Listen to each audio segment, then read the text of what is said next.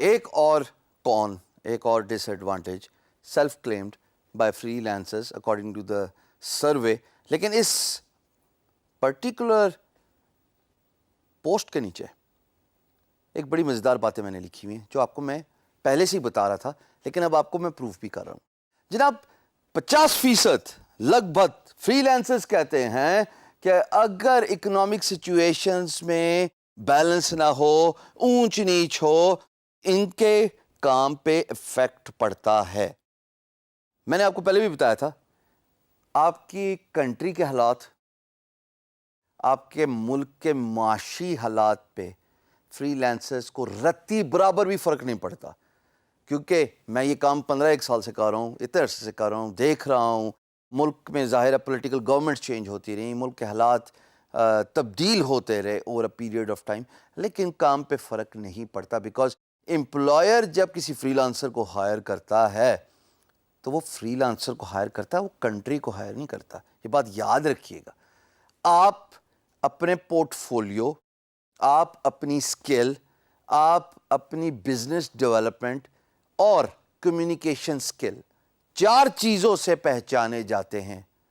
ٹھیک، یہ جو 4 چیزیں میں نے آپ کو بتائی ہیں، اگر آپ کی یہ چاروں چیزیں اچھی ہیں تو امپلائر از لیسٹ بادرڈ، یعنی ان کو کوئی فرق نہیں پڑتا کہ آپ کے ملک میں کیا چل رہا ہے یا کیا معاشی حالات ہے. As a matter of fact میں نے پرسنلی ایکسپیرینس کیا ہے کہ جب کلائنٹ ریٹینشن ہوتی، یعنی کہ ایک کلائنٹ کے ساتھ کامیابی کے ساتھ پروجیکٹ فنش کمپلیٹ کرنے کے بعد جب آپ دوسرا پروجیکٹ ان کے ساتھ کرتے ہیں، تب آ کے امپلائر نے میرے سے پوچھا کہ where do you belong to.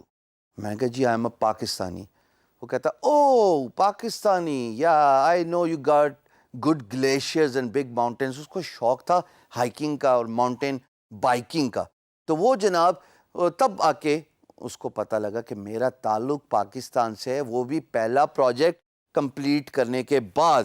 اور وہ پہلا پروجیکٹ بھی چھوٹی رقم نہیں تھی، ٹھیک ٹھاک پروجیکٹ تھا. سو یوزلی جو 4 باتیں میں نے آپ کو بتائی ہیں، امپلائر کا سروکار انہی باتوں سے ہوتا ہے. آپ کام اچھا کرنے والے ہیں، بہتر کرنے والے ہیں، آپ کے ملک کے معاشی حالات بالکل ڈپکٹ نہیں کرتے آپ کے کام پہ. آپ کو at the end of the day foreign money ہی آ رہا ہوتا ہے. فورن منی مثال کے طور پہ اگر دیکھا جائے ایک لحاظ سے، اگر ڈالر کا ریٹ ہائی ہے، یہ تو آپ کے لیے فائدہ ہو گیا بھائی. معاشی حالات اگر دیکھا جائے ایز اے فری لانسر، حالانکہ میں اس کا ایڈوکیٹ نہیں ہوں، میں اس کا پرچار نہیں کر رہا، بٹ اگر ملک کے معاشی حالات خراب ہیں تو اس کا مطلب ڈالر ریٹ ہائی ہو رہا ہے، آپ کو تو فری لانسر بینیفٹ ہو گیا. حالانکہ ایسا ہونا نہیں چاہیے، because it affects the over all economy. Society میں امبیلنس آتا ہے، امیر امیر ہوتا جاتا ہے، غریب غریب ہوتا جاتا ہے. اور یہ اسلامی معاشرہ اور اسلامی تعلیمات کے بھی خلاف ہے کہ معاشرے میں عدل و انصاف ہونا چاہیے، بیلنس ہونا چاہیے. بٹ اگر میں پاکستان کی بات کروں تو یہ تو بات بالکل ہی غلط ہوگی. یہ 50% وہ لوگ ہیں جس کے نیچے میں نے بڑا ڈیٹیل سے ایکسپلین کیا ہے کہ جناب پچھلے کچھ سالوں میں فری لانسنگ تو بالکل چینج ہو گئی ہے. یہ فنومینا ہی تبدیل ہو گیا. جو سٹارٹ ہوا تھا اور اب جو فری لانسنگ ہے، وقت نے فری لانسنگ کو بالکل ڈیفرنٹ پیراڈائم پہ لے گیا ہے. جناب ڈاؤن اینڈ فال ہر شعبے میں آتا ہے، ہر کام میں آتا ہے. اور ایک بات دیکھی جائے کہ فری لانسنگ ایونچولی فورن منی ہے.